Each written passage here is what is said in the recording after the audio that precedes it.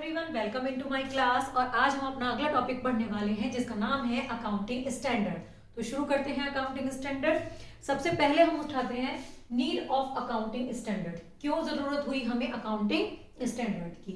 The main purpose of accounting is to provide true and fair view of profit and loss and financial information to all the user of accounts as investor, management, creditors, government etcetera.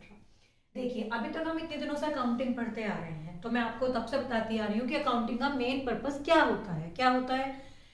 अपने account से अपने business की true and fair financial position का पता करना ही इसका main purpose होता है। तो जो लोग बिजनेस से किसी भी रूप में जुड़े हुए हैं, जैसे कि इन्वेस्टर, मैनेजमेंट, गवर्नमेंट या आपके क्रेडिटर जिनसे आप उधार खरीद रहे हैं, वो ये जानना चाहते हैं कि एक्चुअल में जो बिजनेस है उसकी फाइनेंशियल पोजीशन कैसी है। तो वो हमें कैसे पता चलेगा?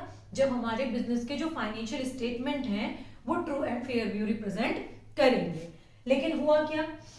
To achieve this, many generally accepted accounting principles came into force in the form of concepts and conventions, but GAAP also allows many alternative treatment for same item. इस लक्ष्य को प्राप्त करने के लिए बहुत सारे प्रिंसिपल्स बनाए गए जिनको हम क्या कहते हैं? Generally accepted accounting principles. और वो किस फॉर्म में आए हमारे यहाँ? कॉन्सेप्ट और कन्वेंशन में, जो कि मैं आपको पिछली कई क्लासेस में पढ़ा चुकी हूँ। अभी लास्ट क्लास में ही हमने लास्ट क्लास में हमने कॉन्सेप्ट और कन्वेंशन का टॉपिक कंप्लीट किया है।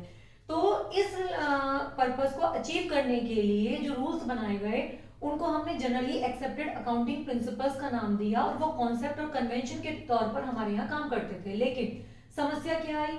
वहां पर भी ऐसा हुआ कि एक ही चीज को करने के लिए एक रूल को अलग अलग तरीके से यूज किया गया। तो कहीं ना कहीं जो स्टेटमेंट है, जो आपके फाइनेंशियल स्टेटमेंट है और जो आपकी अकाउंटिंग है, उसमें क्या हुआ? उसमें एक प्रॉपर वे में अकाउंट रिप्रेजेंट नहीं हुए, जिसकी वजह से उसमें यूनिफॉर्मिटी नहीं आई। तब क्या हुआ?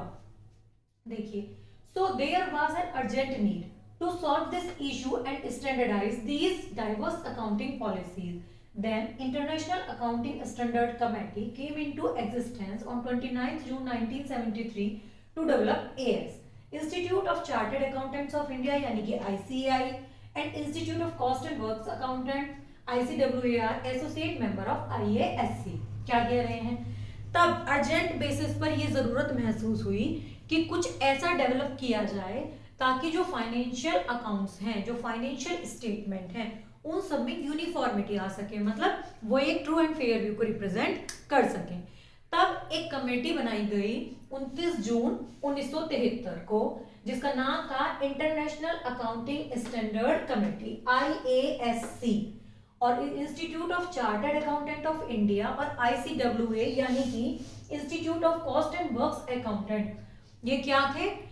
ये इसके एसोसिएट मेंबर थे। तो क्यों जरूरत हुई हमें कि जो हमारे अकाउंट्स थे उनमें यूनिफॉर्मिटी लाने के लिए, ताकि जो हमारा बिजनेस है उसकी फाइनेंशियल पोजीशन बिल्कुल सही तरीके से अपने आप को रख सके। मतलब हम अपने बिजनेस की जो फाइनेंशियल पोजीशन है उसका ट्रू एंड फेयर व्यू, यानी कि जो प्रॉपर पोजीशन है आज की, उसको हम देख सकें, जान सकें। इसलिए हमें अकाउंटिंग स्टैंडर्ड की नीड हुई। क्या होते हैं अकाउंटिंग स्टैंडर्ड? देखिए, concept of AS. AS may be defined as written document which issued by institutions of accounting professionals for making uniformity in accounting rules and policies for getting the true and fair view of financial statements। वही बात, जिस purpose को achieve करने के लिए हमें जरूरत पड़ी, वही उसका मेन कॉन्सेप्ट है कि भाई अकाउंटिंग स्टैंडर्ड क्या है? अकाउंटिंग स्टैंडर्ड्स वो रूल्स हैं जो कि हमारे बिजनेस के फाइनेंशियल स्टेटमेंट में यूनिफॉर्मिटी लाने के लिए ऐसे इंस्टीट्यूशंस द्वारा इशू किए गए हैं जो कि प्रोफेशनल्स के हैं। मतलब ऐसे इंस्टीट्यूट जहां पर सारे प्रोफेशनल हैं, जिनके पास स्पेशलाइजेशन है इन सब्जेक्ट्स का, उनके द्वारा जो है वो AS दिए गए हैं, यानी कि अकाउंटिंग स्टैंडर्ड दिए गए हैं। उसमें सारे रूल्स रेगुलेशंस लिखे हुए हैं ताकि जो एंटरप्राइजेस हैं वो इनको फॉलो करें और सबके जो फाइनेंशियल स्टेटमेंट है उनमें यूनिफॉर्मिटी आ सके। तो मेन बात आपकी समझ में ही आई होगी। नेक्स्ट है इसका लास्ट टॉपिक है बेनिफिट्स ऑफ AS।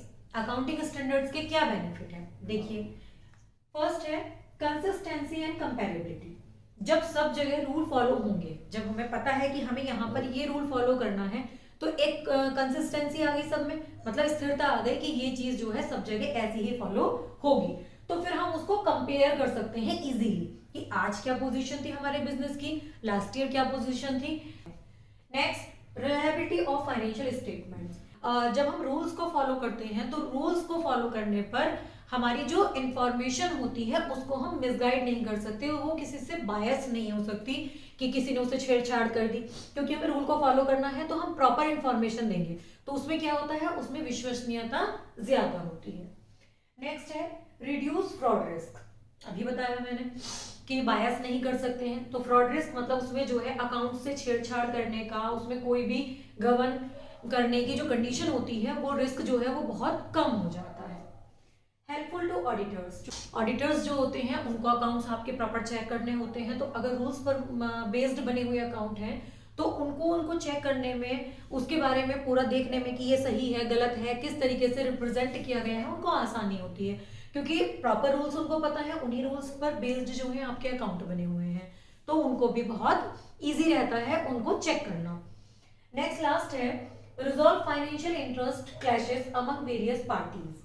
अगर कुछ लोगों के बीच में या कुछ पार्टीज के बीच में कुछ फाइनेंशियल प्रॉब्लम्स क्रिएट हो जाए, मतलब उनके बीच में कुछ झगड़ा हो जाए, फाइनेंशियल इंटरेस्ट है उनका कि भाई इन्वेस्टर है, उसने इतना पैसा लगाया है, क्रेडिटर कह रहा है मैंने आपको गुड्स उधार दिए हैं, तो जब वहां पर सही इंफॉर्मेशन आपको मिलेगी अकाउंट्स की, तो उन लोगों के बीच में जो डिस्प्यूट हो रहा है वो भी जल्दी ही सॉल्व हो जाएगा। वहां पर इनसे बहुत हेल्प मिलती है, क्योंकि आप अकाउंट दिखा देंगे कि भाई देखिए ऐसी ऐसा ऐसा ऐसा ट्रांजेक्शन हुआ था और ऐसी ऐसी आज पोजीशन है। तो आई थिंक आपको समझ में आ गया होगा अकाउंटिंग स्टैंडर्ड, कि अकाउंटिंग स्टैंडर्ड क्यों डेवलप हुए। हमारे जो अकाउंट्स हैं उनमें यूनिफॉर्मिटी लाने के लिए, फाइनेंशियल स्टेटमेंट्स में यूनिफॉर्मिटी लाने के लिए, और बिजनेस की एग्जैक्ट फाइनेंशियल पोजीशन का पता लगाने के लिए, ताकि बिजनेस जो है वो अपना ट्रू एंड फेयर व्यू को दिखा सके। तो इस क्लास में इतना ही। Thank you students.